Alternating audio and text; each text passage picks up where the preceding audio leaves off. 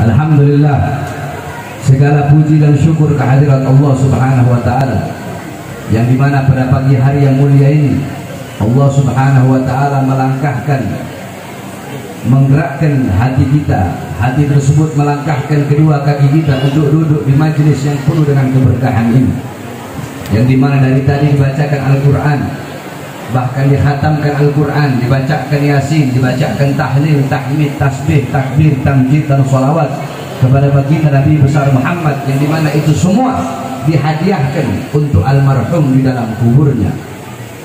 Alhamdulillah, yang dimana Rasulullah SAW bersabda, barang siapa yang membaca Yasin, maka Allah Subhanahu wa Ta'ala persiapkan baginya di akhirat sorga, yang dimana sorga tersebut tanahnya terbuat dari kasturi, istananya, temboknya terbuat dari emas putih, yang dimana dalam istana tersebut terdapat 99 kamar.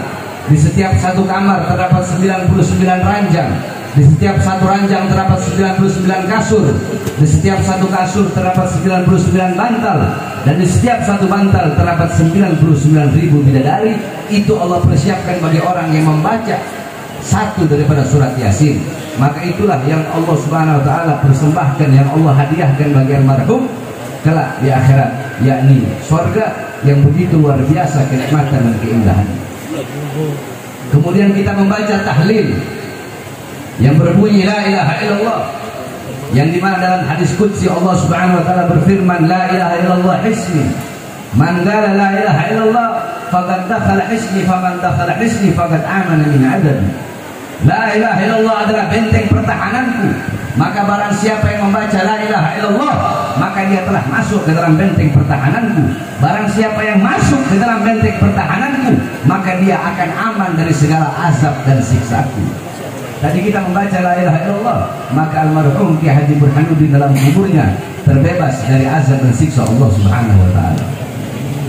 Belum lagi kita membaca salawat kepada Rasulullah sallallahu alaihi wasallam, yang dimana dalam hadis qala Rasul sallallahu alaihi wasallam, man shalla alayya salatan sallallahu alaihi asyra. Barang siapa yang bersalawat kepada aku satu kali, maka Allah bersalawat kepadanya 10 kali. Salawat dari Allah adalah rahmat, salawat dari malaikat adalah maghfirat, pengampunan, dan salawat dari umatnya adalah doa. Kita bersalawat kepada Rasulullah, maka Allah membalas satu salawat dengan 10 kali rahmat. Dalam athar dijelaskan, di dalam kuburnya Rasulullah ada salah satu malaikat yang Allah ciptakan, yang dimana malaikat tersebut tugasnya, barang siapa yang membacakan salawat kepada Rasulullah, maka malaikat tersebut membawa salawat itu di atas kuburnya Rasulullah. Malaikat tersebut berkata, ya Rasulullah, fulan bin fulan bersalawat kepadamu. Ya Rasulullah, fulanah binti fulan bersalawat kepadamu. Tadi kita dulu bersalawat kepada Rasulullah, maka malaikat tersebut berkata, ya Rasulullah, fulan bin fulan disebut engkau punya nama satu persatu, fulanah binti fulan. Mereka bersalawat kepada Rasulullah. Pada pagi hari ini di acara Haul Ki Haji Burhanuddin yang diselenggarakan di Pondok Pesantren An-Nur, yang diasuh oleh Ki Haji Sobri Lubis, yang dimana mereka hadiahkan pahalanya untuk almarhum Ki Haji Burhanuddin Sahibul Haul. Apa kata Rasulullah? Sampaikan kepada mereka, maka salawat mereka bawa di hadapan Allah Subhanahu wa Ta'ala. Dibawa salawat kita di menghadap Allah Subhanahu wa Ta'ala. Apa kata Allah? Akan aku ciptakan dari setiap satu huruf dari salawat yang mereka baca. Satu huruf salawat yang kita baca, Allah ciptakan 360 malaikat. Jadi kita bersalawat, ya Rabbi sholli ala Muhammad. Ya satu huruf, alif satu huruf, ra satu huruf, ba satu huruf, ya satu huruf. Ya Rabbi itu 5 huruf. Dari setiap satu huruf kata Allah, aku ciptakan 360 malaikat yang memiliki 360 kepala. Setiap kepala memiliki 360 wajah. Setiap wajah memiliki 360 mulut. Setiap mulut memiliki 360 lidah. Dan setiap lidah akan memohonkan ampun atas dosa-dosa orang yang bersalawat tersebut. Inilah keutamaan-keutamaan dan kemuliaan yang Allah berikan kepada kita dan Allah berikan kepada Sahibul Haul. Allah ampuni seluruh dosa-dosanya yang telah lalu, yang akan datang, yang tampak, yang tidak tampak, yang besar, yang kecil, semua. Berkat apa? Berkat duduknya kita di sini telah mendoakan almarhum yang telah meninggal dunia. Maka ini pun menjadi bukti bahwasanya anak-anak yang ditinggalkan oleh almarhum adalah anak-anak yang soleh, karena anak-anak beliau mengundang kita semua duduk di majelis yang penuh dengan kemuliaan untuk mendoakan beliau yang menjadi pahala yang mengalir sampai datangnya hari kiamat, sebagaimana dikatakan oleh Rasulullah, idza mata ibnu adam inqata amaluhu illa min thalatha sadaqatin jariyah al-ilmu yantafa'u bih wa waladun salih yad'u lah. Apabila manusia meninggal dunia, maka terputus seluruh amalnya. Kita masih hidup salat, dalam kubur kita tidak bisa salat. Kita masih hidup puasa, dalam kubur kita tidak bisa puasa. Kita masih hidup haji, dalam kubur kita tidak bisa haji. Akan tetapi kalau kita hidup meninggalkan 3 amal ini, maka pahalanya mengalir terus sampai datang hari kiamat. Yang pertama sedekah jariyah, mengeluarkan harta di jalan Allah Subhanahu wa taala. Yang kedua al-ilmu yang tafa'u bih, ilmu yang bermanfaat, yakni para ulama, para orang-orang soleh. Yang ketiga waladun salih yad'u lah, anak soleh yang mendoakan kedua orang tuanya. Selama kita masih hidup, kita meninggalkan anak-anak yang soleh dan soleha, maka walaupun dia telah meninggal dunia, ketika anak tersebut mendoakan kita, maka pahalanya akan mengalir terus sampai datangnya hari kiamat. Oleh karenanya, saudara-saudara sekalian, bapak-bapak, ibu-ibu, mumpung kita masih hidup, maka didik kita punya anak-anak dengan pendidikan baginda Nabi besar Muhammad SAW, agar nanti ketika kita meninggal dunia, anak-anak kita bisa mengirimkan doa kepada kita, bisa menjadi anak-anak soleh, bisa menjadi tabungan bagi kita semua. Mumpung kita masih hidup, didik anak-anak kita dengan Al-Quran, didik anak-anak kita untuk bisa membaca Al-Quran, didik anak-anak kita mengikuti baginda Nabi besar Muhammad, mengikuti ajaran Islam, mengikuti akhlak Nabi Muhammad SAW. Jadikan Nabi Muhammad sebagai teladan, uswah, pedoman dan teladan bagi anak-anak kita, bagi putra-putri kita, khususnya para ibu-ibu. Di sini banyak ibu-ibu. Awas, ibu-ibu, kalian adalah madrasatul ula. Kalian adalah muallimah, muaddibah, mudarrisah.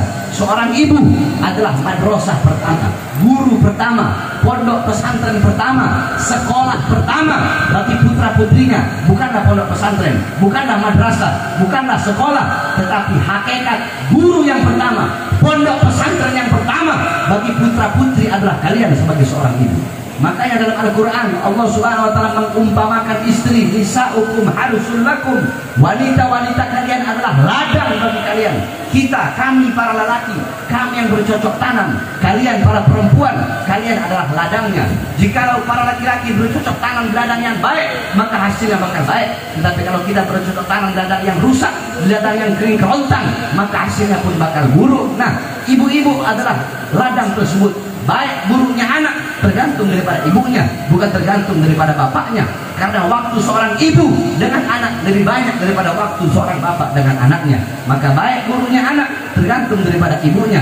Banyak ibu-ibu zaman sekarang, ibu-ibu zaman sekarang, kalian tahu di mana letak kursi kalian, kalian tahu di mana letak lemari kalian, kalian tahu di mana letak kasur kalian, kalian tahu di mana letak kompor kalian, tapi kalian tidak tahu di mana letak anak-anak perempuan kalian ketika malam. Emas kalian, ibu-ibu saya tanya, emas, uang, permata, berlian, apakah kalian taruh di luar rumah? Ditaruh di mana? Dalam lemari, dikunci rapat-rapat, iya kan? Kenapa? Takut diambil orang, iya kan?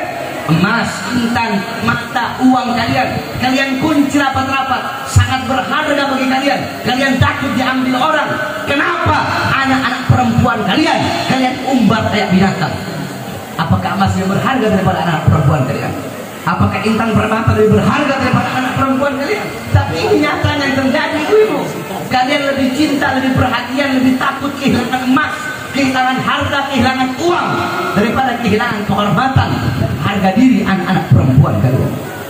Ibu-ibu tahu Sayyidatuna Fatimah, putri Nabi Muhammad SAW, Sayyidina Ali bin Abi Thalib, setiap malam beliau rumahnya gelap.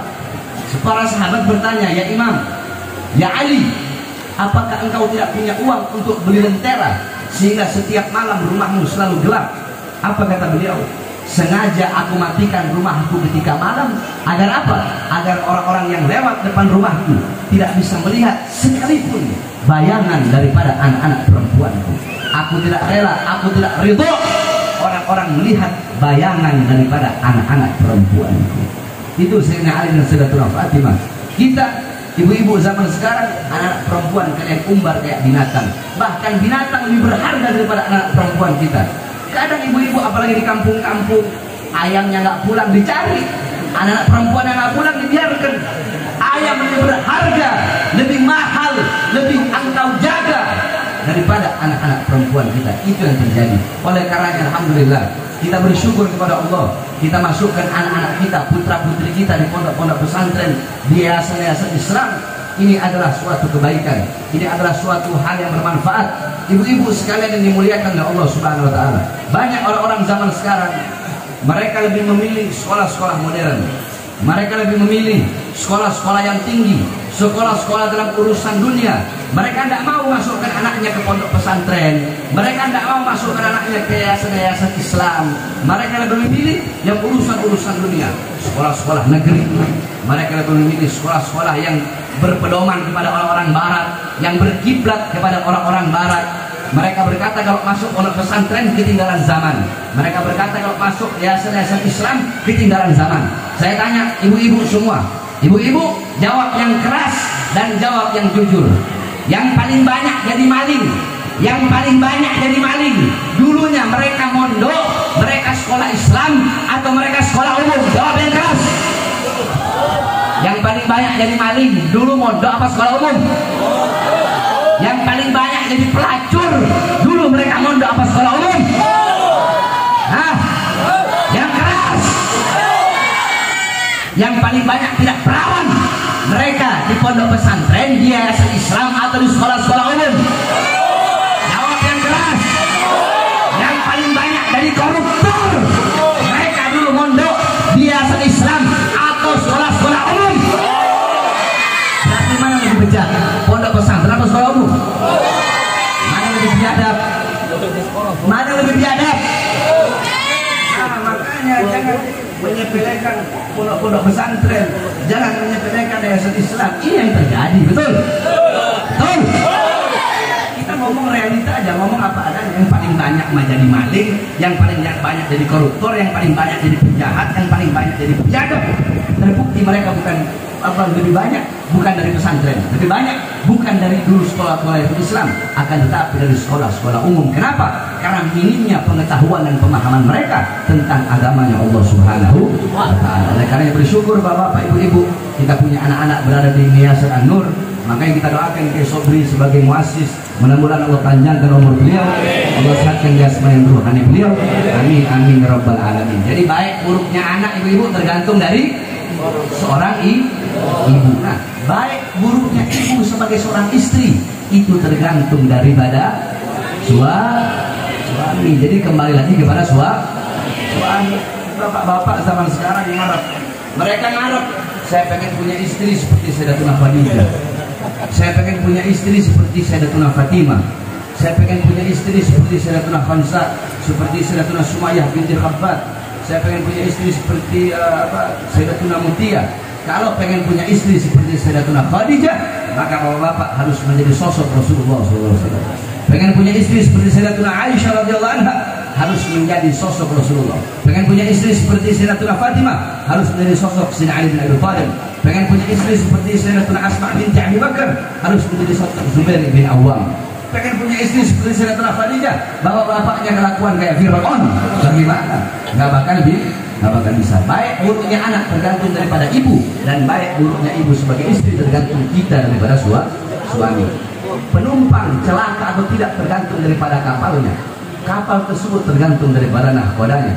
Kita sebagai suami adalah nahkoda, istri adalah kapal, dan anak-anak perempuan kita ataupun anak-anak laki-laki kita adalah penumpang daripada kapal tersebut. Maka nahkodanya harus menjadi nahkoda yang baik, begitupun kapalnya harus menjadi kapal yang bagus. Insya Allah kita semua berada dalam lindungan Allah Subhanahu wa taala. Kita menjadi orang tua bisa mendidik anak-anak kita sehingga menjadi ladang bagi kita walaupun sampai di dunia nanti anak-anak kita bisa menjadi anak yang saleh, yang berbakti kepada kedua orang tua. Sebab berbakti kepada kedua orang tua bukan hanya ketika masih hidup saja, tetapi berbakti kepada kedua orang tua abada, selama-lamanya. Walaupun orang tua kita telah meninggal dunia, bukan berarti putus bakti kita kepada kedua orang tua, tapi berbakti kepada kedua orang tua walaupun telah meninggal dunia. Dengan apa? Dengan memperbanyak mengirimkan doa ayat-ayat Al-Quran kepada kedua orang tua kita yang telah meninggal dunia. Kita doakan mudah-mudahan almarhum sahibul haul pada pagi hari Ki Haji Burhanuddin Umar Lubis, mudah-mudahan Allah luaskan kuburnya. Allah jadikan kubur yang taman daripada taman surganya Allah Subhanahu wa taala.